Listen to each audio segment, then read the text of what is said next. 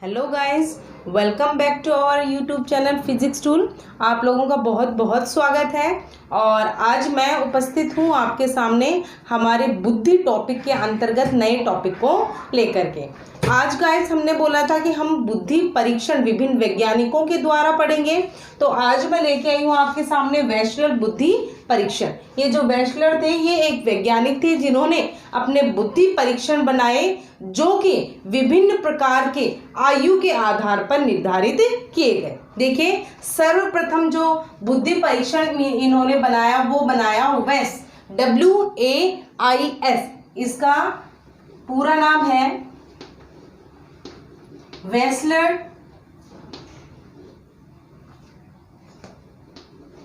Adult intelligence scale, यानी Wechsler व्यस्क बुद्धि मापन। ठीक है, ये जो परीक्षण इन्होंने बनाया था ये व्यस्क लोगों के लिए था, एडल्ट लोगों के लिए था। गाइस, वेस्लर बुद्धि परीक्षण में हमें अधिक डीपली जाने की जरूरत नहीं है, अधिक गहराई में पढ़ने की आवश्यकता नहीं है, क्योंकि इसमें जो क्वेश्चन पढ़ते हैं सिर्फ ये पूछा जाता है WAIS क्या है, ये किसको मापता है, बुद्धि को मापता है कि व्यक्तित्व को मापता है कि और अन्य परिभाषाएं दे दी गई। तो हमारा उत्तर होगा बुद्धि को मापता है। ठीक है, तो WAIS में पूछ लेंगे ये किस प्रकार के आयु वर्ग की बुद्धि मापता है, तो हमें एडल्ट किया जाएगा, व्यस्क किया जाएगा, इससे अधिक इसमें कुछ नहीं पूछता। तो इन्होंने WAIS परीक्षण 1955 में बनाया था जो कि व्यस्क लोगों की बुद्धि का मापन करता है। लिख देते हैं इसको। गाइस, मैंने 3 भागों में विभाजित कर दिया है ताकि हमें समय कम लगे और हम जल्दी से जल्दी टॉपिक को सीख सकें।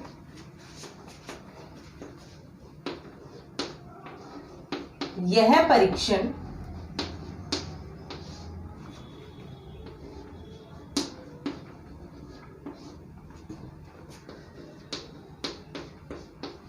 व्यस्क वर्ग के लोगों की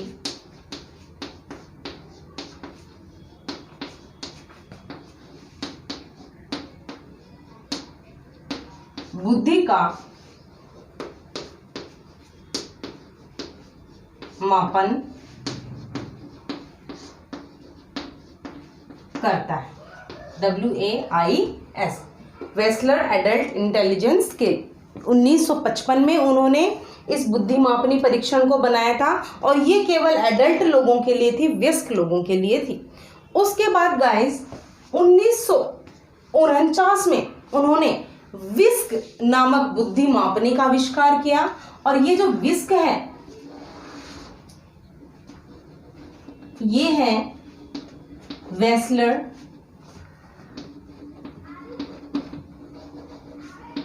intelligence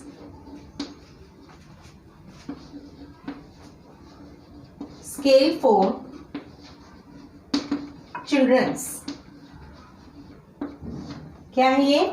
Wechsler intelligence scale for children. यानी ये जो बुद्धि मापनी परीक्षण था ये बच्चों के लिए था, यानी 5 वर्ष से अधिक आयु के बच्चों के लिए। मैं लिख देती हूँ इसके अंतर्गत।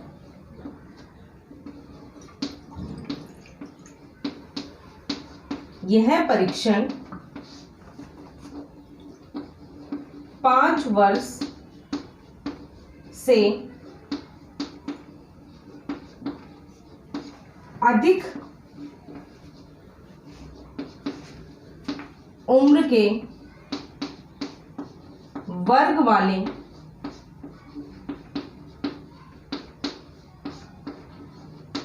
बच्चों के लिए था। इसमें क्वेश्चन आएगा कि विस्क जो है वो किस वर्ष के बालकों के लिए बुद्धि मापन का कार्य करता है, तो हमारा हो जाएगा 5 वर्ष से अधिक उम्र के बच्चों के लिए। उसके बाद गाइस इन्होंने देखा कि इस बुद्धि परीक्षण में कुछ संशोधन करना आवश्यक था, तो उन्होंने क्या किया, 1974 में विस्क को संशोधित रूप देकर के विस्क आर किया। आर का अर्थ होता है रिवाइज्ड। तो ये जो विस्क आर था ये संशोधित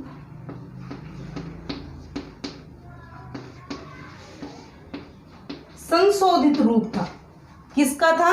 विस्क का। R for revised. उसके बाद इन्होंने एक और संशोधन किया और विस्क को विस्क 3 नाम से बनाया, जो कि 1991 में बनाया।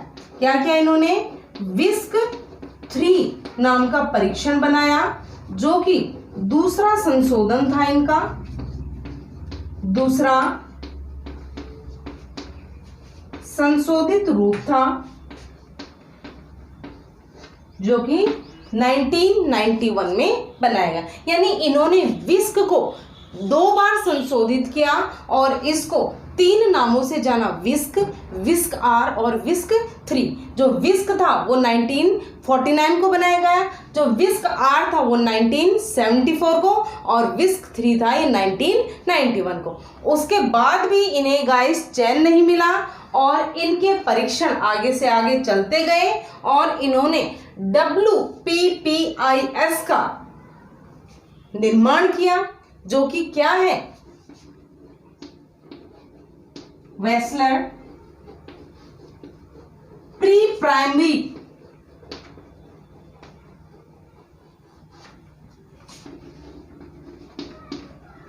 Intelligence scale.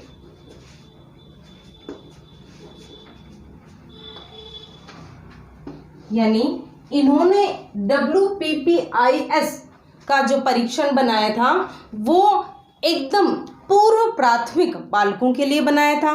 और ये मैं लिख रही हूं, यह परीक्षण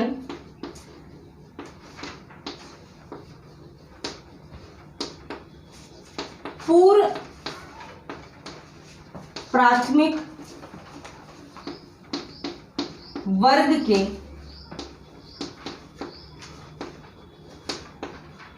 बालकों के लिए बनाया गया। देखिए गाइस कि वेस्लर ने 3 परीक्षण बनाए थे, जो मोस्टली क्वेश्चन आते हैं वो आपको बता देती हूं मैं। पहला था वेस, जो 1955 में बनाया था, जो वेस्क के लिए उन्होंने बनाया था। दूसरा था विस्क, जो इन्होंने 2 रूप इसके संशोधित किए थे।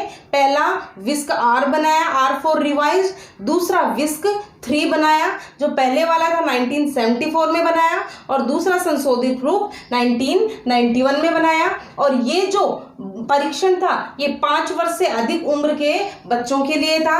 उसके बाद उन्होंने सोचा कि अब सिर्फ छोटे बच्चे रह गए हैं, पूर्व प्राथमिक वाले रह गए, प्री प्राइमरी एजुकेशन वाले रह गए, तो उन बच्चों की बुद्धि मापनी कैसे की जाए। तो उन्होंने उनके लिए भी एक परीक्षण बनाया जो WPPIS था, यानी Wechsler pre primary intelligence scale. यानी ये जो परीक्षण बनाया गया था ये पूर्व प्राथमिक वाले वर्ग के बालकों के लिए बनाया गया। इससे अधिक गाइस मुझे नहीं लगता कि आपसे वेस्लर बुद्धि परीक्षण में कुछ पूछा जाएगा। इसमें ज़्यादा डीपली जाने की ज़रूरत नहीं है। इसमें सिर्फ एक तो आप ये जो फुल फॉर्म्स मैंने लिखी हैं ये फुल फॉर्म याद कर लीजिए, क्योंकि इसमें पूछा जाता है WPPIS से पूरा नाम इसका क्या है वो पूछ लेंगे, या फिर बोलेंगे कि वेस्क के लिए कौन सा परीक्षण बनाया गया और ये 4 नाम दे देंगे। तो वेस्क के लिए हम लोग WAIS आएगा, इस प्रकार का नाम आप स्क्रीनशॉट ले सकते हो। उसके बाद हम मिटा के कैटल और रेवन का इसमें अध्ययन करेंगे।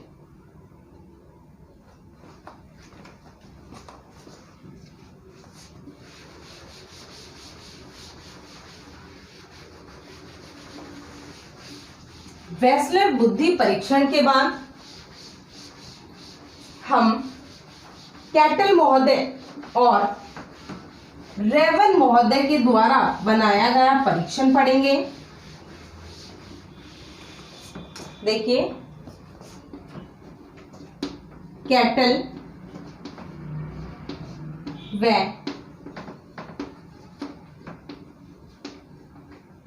रेवन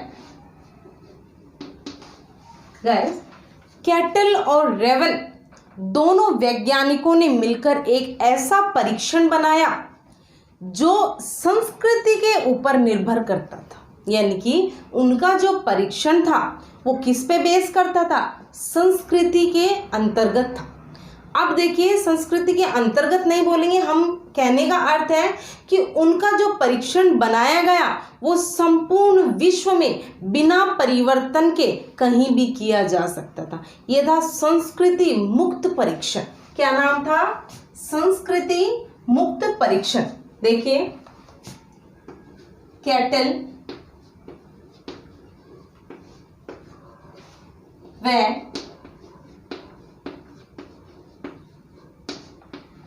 रेवन ने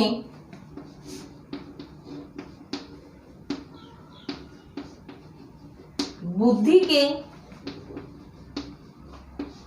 मापन के लिए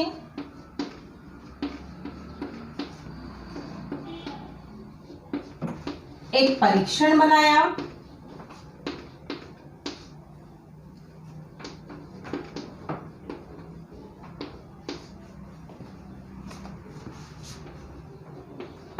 जिसे संस्कृति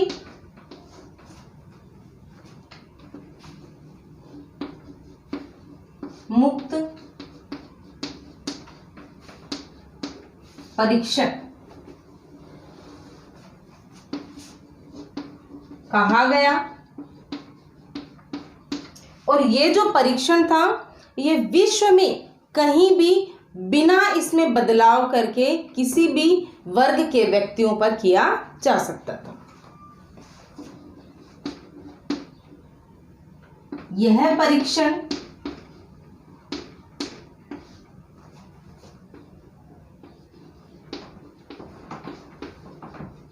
कहीं भी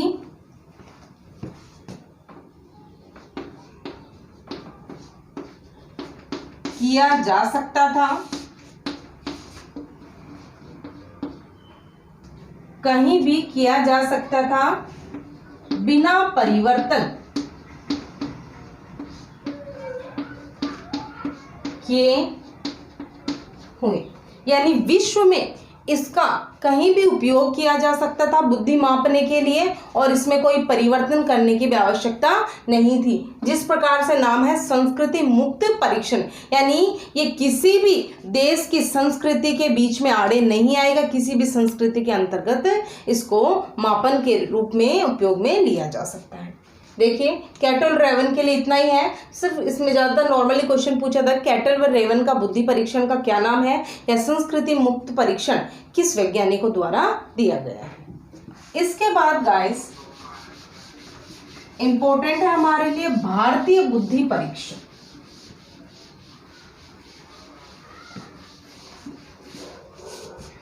देखिए, भारतीय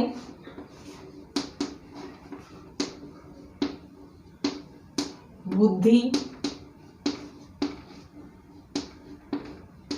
परीक्षण। भारतीय बुद्धि परीक्षण में जे नाम से दो वैज्ञानिक फेमस हैं। जे नाम से, जे से जालोटा और जे से जोशी।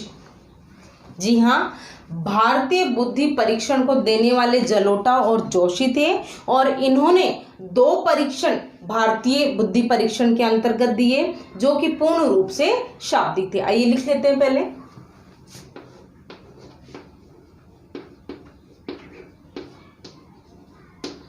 भारत में यह परीक्षण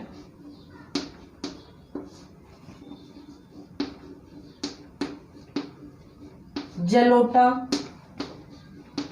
व जोशी ने दिया।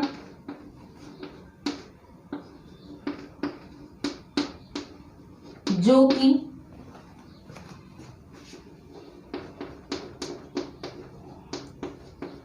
शाब्दिक परीक्षण था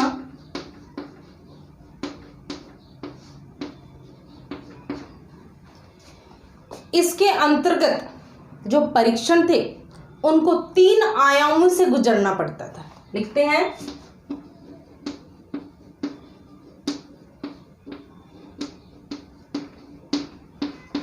इसके अंतर्गत प्रत्येक परीक्षण को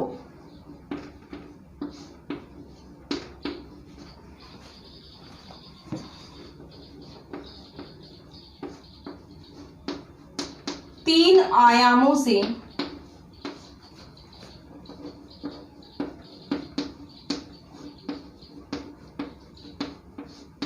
गुजरना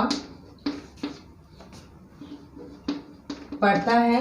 और ये जो 3 आयाम हैं ये हैं VNR। कौन कौन से आयाम हैं? VNR। V है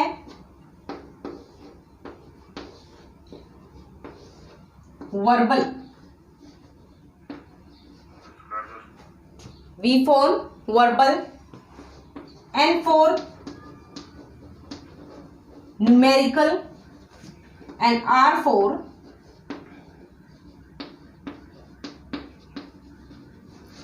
reasoning।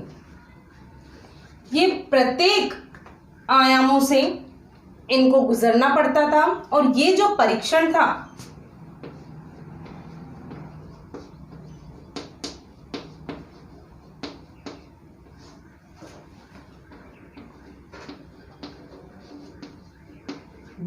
मिनट के समय के अधीन था।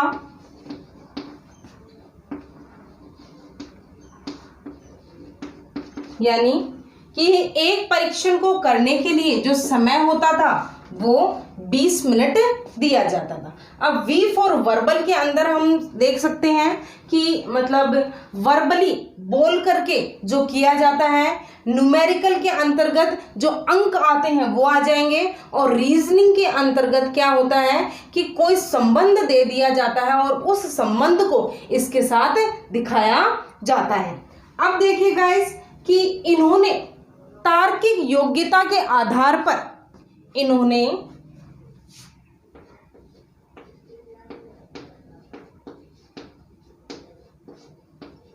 तार्किक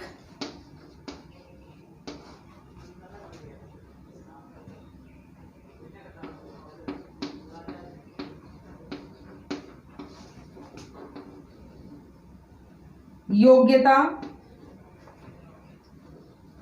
को मापने के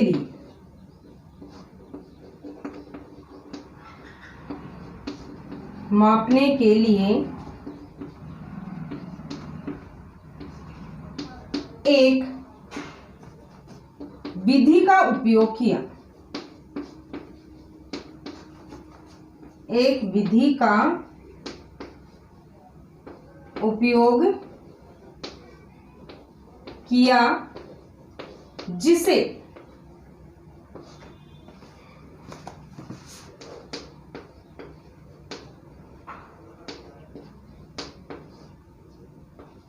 एनालॉजी, आपने नाम भी सुना होगा, जब आप कंपटीशन बीट करते हो तो इस प्रकार के क्वेश्चंस आते हैं जिसे एनालॉजी कहते हैं।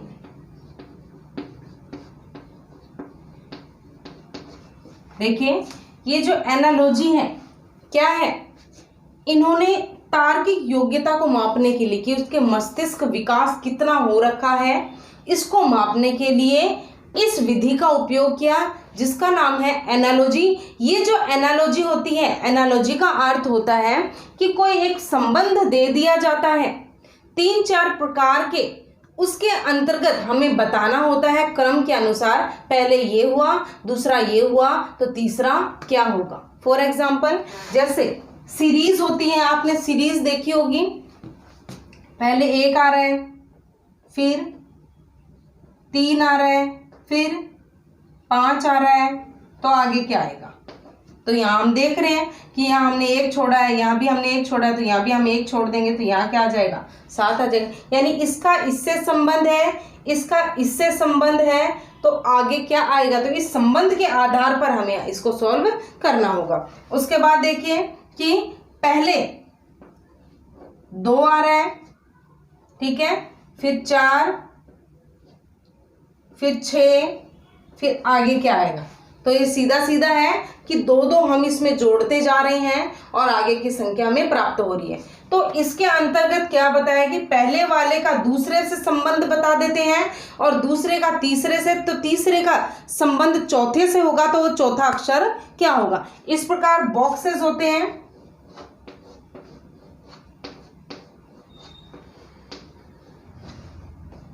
इस बॉक्स में बता दिया, जैसे मैंने आपको पहले भी बताया था कि इस बॉक्स में ये हिस्सा ब्लैक कर दिया, दूसरे वाले में ये हिस्सा ब्लैक कर दिया,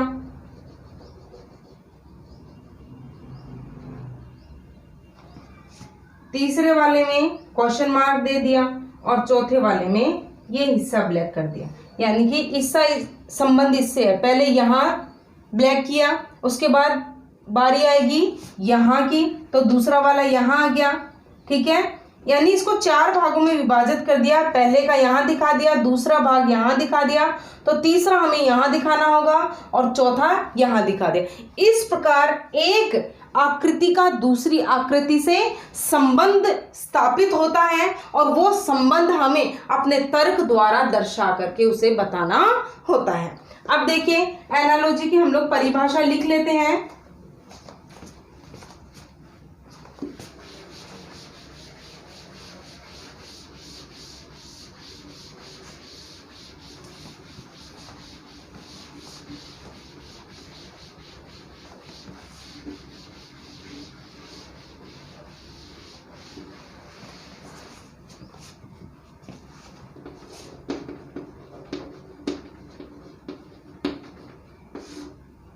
इसका अर्थ है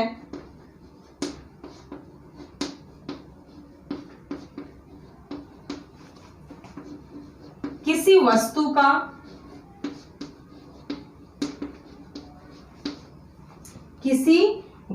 का संबंध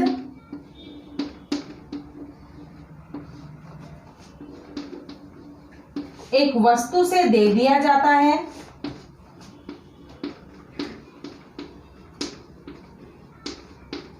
दे दिया जाता है और उस वस्तु का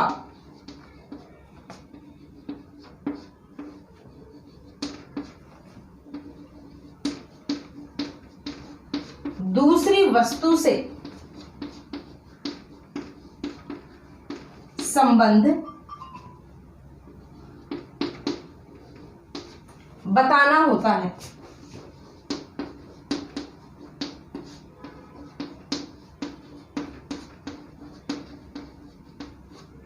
तो देखिए एनालॉजी जो है इसका अर्थ है कि एक वस्तु का संबंध बता दिया जाएगा, लिंक दे दिया जाएगा, ये किस प्रकार हो रहा है, इससे संबंधित है और हमें क्या करना होगा, दूसरी वस्तु का संबंध एक से किस प्रकार है उसको बताना होगा। जैसे मैंने अभी आपको डायग्राम के द्वारा बताया था कि एक का संबंध बता दिया, दूसरे का बता दिया, तो तीसरे का संबंध हमें बताना और उसका लिंक जो होता है वो पहली दूसरी से ही होता है। तो गाइस आज जो हमने बुद्धि परीक्षण पढ़े हैं वो है वेस्लर का बुद्धि परीक्षण, कैटल व रेवन का बुद्धि परीक्षण और भारतीय बुद्धि परीक्षण, जिसमें वेस्लर का इंपॉर्टेंट है जो मैंने आपको बताया था, वेस, विस्क, WPPIS, इनके नाम पूछ लिए जाते हैं, किस सन में हुए थे और किस वर्ग के बालकों के लिए किए जाते हैं। और कैटल और रेवन का ऐसा परीक्षण है जो कि संस्कृति मुक्त परीक्षण है, जो विश्व में कहीं भी बिना परिवर्तन किए किया जा सकता। उसके बाद है भारतीय बुद्धि परीक्षण जो कि जे ने दिया था, यानी जलोटा और जोशी ने दिया था। ये 2 परीक्षण थे और ये परीक्षण जो थे वो 20 मिनट के लिए दिए जाते थे, यानी जो भी परीक्षण किया जाता था उसकी समय सीमा होती थी जो कि 20 मिनट होती थी और प्रत्येक परीक्षण को 3 आयामों से गुजरना होता था। वे 3 आयाम थे VNR, V for verbal, N for numerical and R for reasoning. और तार्किक योग्यता को मापने के लिए उन्होंने एक विधि दी थी जिसे एनालॉजी कहा गया था। और इस एनालॉजी का अर्थ है एक वस्तु का दूसरे वस्तु से संबंध और दूसरी वस्तु का तीसरी वस्तु से जो संबंध है वो हमें बताना होता है। तो अंत में गाइस हम आज वाले वीडियो में इतना ही करेंगे और कल मैं आपके सामने दोबारा मिलूंगी आपको नए वीडियो के साथ। और उससे पहले अपनी रिक्वेस्ट, प्लीज़ हमारे वीडियोस को लाइक शेयर और सब्सक्राइब ज़रूर करें। और हम आपके लिए जिस प्रकार मेहनत कर रहे हैं ये मेहनत और भी अधिक करें, इसके लिए हमें प्रोत्साहन दें। और अंत में जय हिंद जय भारत।